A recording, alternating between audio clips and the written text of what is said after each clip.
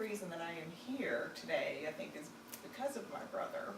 And my brother, when he was about 6 years old, had decided that he wanted a baby sister. And my mom couldn't have any more kids, but they always wanted more kids. And my brother had talked about wanting a baby sister, so my parents decided to file for adoption and went through the process, and ultimately here I am, decided that they were going to, adopt a little girl. And the day that they went to go get me, my brother, there was a bridge opening, and my brother, Bum, he was worried that they were going to give me away to somebody else. That he wasn't going to get there in time to get me. And when they got there, of course they gave me to Mom, and got into the car and was in the back with Bum, and I was about 7 months old at the time, and he kept trying to get me to say, "Brother, I'm your brother, say brother." And through the course of trying to say brother, it came out Bum, and it just kept coming out Bum, Bum, Bum, Bum, so that's how he got his nickname, was Bum. He'd say brother, and I'd say Bum. So, and my brother, I was kind of his kid. I mean, from the day that they got me, I was sort of his. And he would, he was my best friend. We played together, he taught me how to ride a bike, we did everything together. And when his friends would come over, of course he was sort of like trying to be very domineering and, this is my house, yeah, that's my little sister, just ignore her. But if anybody ever said anything or looked at me the wrong way, he was the first one to be there to protect me and to, take care of me. And my brother, we would ride bikes, and we would go down to Vim's, and there was a big hill that we would go down, and at the end of the hill, there was this big pile of sand, and it was always our competition to see who could slam on their brakes and go the farthest, or make your bike spin this way the farthest. And of course, once I went over the handlebars, and and I had skinned up my knees and my hands, and the whole works. And he always carried a first aid kit on the back of his 10-speed, just for that reason, in case he was ever with me or somebody that had gotten hurt. So he very gently scooped me up and took me down to the river, which is where we live. We grew up on the York River, and he took me down there and very gently washed all my wounds out with my knees and my elbows, and made sure that I was okay. And he took his first aid kit, and he put ointment on there and got Band-Aids on everything, and made sure I was okay. And he held my hand, and we got back up to where we left our bikes at the top of Vim's, and we were getting close to home. And then, of course, he turned over and looked at me. He says, "No, don't you limp. And don't you dare tell Mom. Don't tell Mom that we fell, okay? Don't you dare." Okay. So we get back home, and I go into the house, and the first thing I did was start sniveling and crying. He's like, "Oh, I'm going to kill you." But, and that really kind of describes our relationship, really, he was very gentle, very much my protector, and very much took care of me, but a lot of it was behind the scenes. But in front of his friends and in front of other people, he would pretend like he either didn't care or he was very dismissive. But I knew that he was how much he really did care. There was never anywhere that he went that he didn't bring something back for me to let me know, even if it was something small. Like if he took one of his girlfriends on a date, he would bring back like the napkin for wherever they were, and like maybe some sort of a small, like an umbrella from a drink, or just something to let me know that he was thinking about me, like here. But that was really cool. Anyway, we had a very close family. My mom was one of 9 brothers and sisters, and we had dozens of cousins, and they would come over all the time, especially on the weekends. And my parents loved having, especially kids around the house, but they loved having family, and they loved having a full house of love, and that's really what our family has always been about. I was, the day that I found out that my brother had died, I had spent the night before at my aunt's house. Janet, she lived very close to the house, or very close to where we lived, is only about 5 minutes away. And she never had kids of her own, but she always considered Bum and me her kids, and she would tell anybody that asked her. And that morning, it was January 17th, and I had slept in the living room that night, and I heard where the couch was, you could see out the front door, or excuse me, out the front window, and I heard a knock at the door. It was about 7 in the morning, and I looked, and I could see out the window. It was my dad and one of my uncles and an aunt that was standing on the front porch, and I thought, gosh, what, why is Daddy here? What's going on? Why, and my first thought was something had happened to my grandmother, Granny. So I opened the door, and he came in, and by this time, my aunt and uncle, Janet and Wally, had heard the door, and they were wandering down the hall. And Dad and Glenn and Blanche came in. That's my aunt and uncle. They came into the living room. And my dad, I'd never seen that expression on my dad's face before.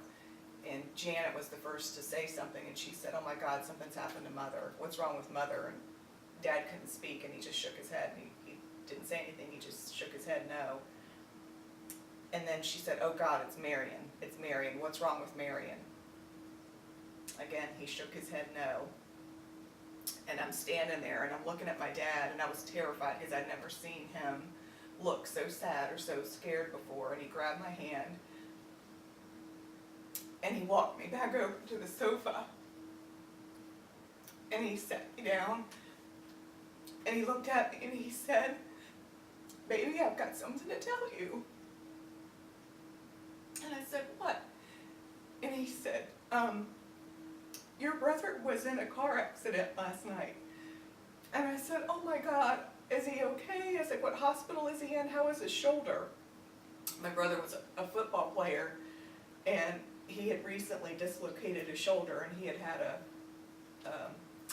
a splint on his shoulder, or like it was kind of taped up, which there's actually a picture of it here when he was all bandaged and taped with his shoulder. And it had been, I don't know, maybe 6 months or a year before that, and I was worried about his shoulder. And he said, "Oh, he's not in the hospital." And I said, "Oh, well, did he get to come home? How bad was the accident?" And he said, "Baby, he didn't come home." He said, "He won't be coming home." And I said, "What do you mean?" He said, "He didn't make it. He's in heaven." And I never had anybody that close to me that I'd lost before. And I couldn't really understand. And I can't express to you how devastating that was and the impact that had. And I went down the hall to what was my then room, and I heard my aunt scream and practically collapse, and Wally, her husband, was holding her while she was sobbing. And my dad had tears coming down his face, and there are only 2 times that I can remember that I saw my dad cry, and that was one of those 2 times. So we all composed ourselves, and we knew that we needed to get back to the house to see Mom, which seemed like forever, but I know it wasn't that long. And when we got there, got to the kitchen, and my mom there was a bar stool that always sat in front of the bar, and she had her knees propped up like she always did in the morning, and she had her knees propped up like this, and she was holding a cup of coffee in her hands, and she was just staring off into space like she was just zoned out. And I walked in, and I remember she looked at me, and she just opened her arms, didn't say a word, and we held each other, and we cried for the longest time.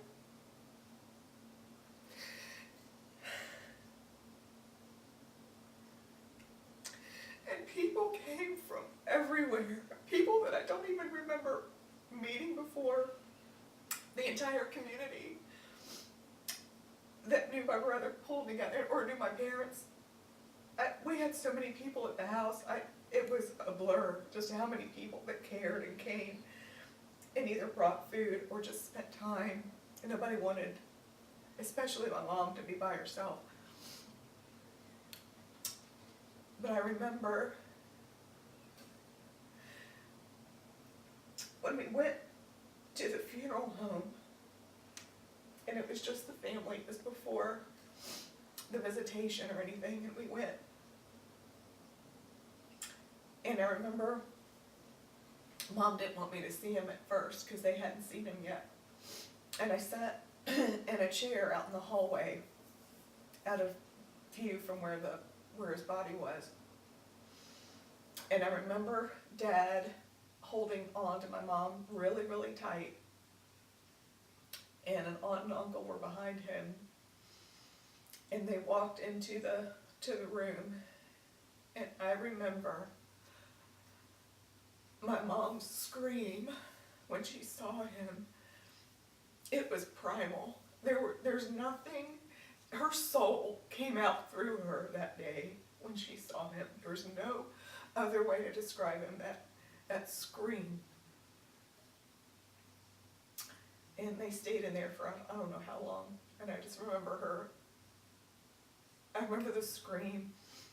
I remember her bartering with God. I remember her beating on my dad's chest. I could hear it. I couldn't see it, but I could hear it. I remember all of that. And then after a period of time, they came out, and it wasn't Mom. I think it was my aunt that came out and asked me if I wanted to see my brother. And I said yes. And I went in with just my aunt and myself. And my dad had gone to comfort my mom. And I remember, it was in the early 80s, and my brother had wings, like the kind that come down here, and kind of, when he brushed him, he always had a comb in his back pocket, and he would brush his hair back like that, and his wings would kind of fall kind of on his forehead. I think he must have gotten that from my dad, their obsession with their hair. But anyway, and in his accident, and at that time they never really gave me full details. It wasn't until that I was older and I was a teenager myself that they told me really what had happened. But he had been thrown from his vehicle, and he had landed on a tree, and he broke his neck. And when he went through the windshield, of course, there was a lot of damage and a lot of blood, but there was so much that they had cut that part of his hair. It was really, really, the bangs were gone. It was really, really short. And I remember thinking, God, what did they do? Why did they do that? And you know, David Bristow, who was the funeral director, had explained to me why they had to do that, very gently and very calm and matter of fact as he could. But I appreciated him telling me that because I knew why. And he had a big bruise right here on his face, which is a giant bruise. And they tried to cover it up with makeup as best that they could, but you still could see it very clearly through all that makeup. And I remember his hands were folded over one another, and he had a big bruise on the top of one of his hands. And I remember touching his hand, and that was the first time I'd ever touched a dead person's hand before, and I remember how cold it was. And then I remember the last time that he'd hugged me with those hands. And then I remember I would go to kiss him goodnight, and I would try to kiss him on the side of his cheek, that cheek that was so bruised right now, and he would always say, "Go away, punk, go sit on it." But I just wanted to kiss his cheek just one more time, so I did.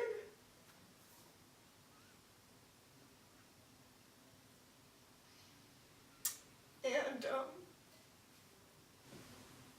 after that, for a long time, you hear about how a death, especially a child's death, so suddenly can have an impact on a family and a marriage and on people. And I think it did. I think it had an impact, certainly, and it changed my parents. Even to this day, when people ask me, you know, do you have any brothers or sisters, or how many brothers or sisters do you have? And I always pause because I'm never quite sure how to answer that question, and I don't want people to feel bad when I say, oh, I had one, but he's not here anymore, because it's kind of awkward. But I never want to answer that question and say I don't have any, because that feels like I'm not acknowledging him. So I always tell people that, yeah, I've got one pain in the ass brother, who I would give anything for to see him again, but unfortunately he's not here anymore, so always thinking about him that way. Oh, little baby boy.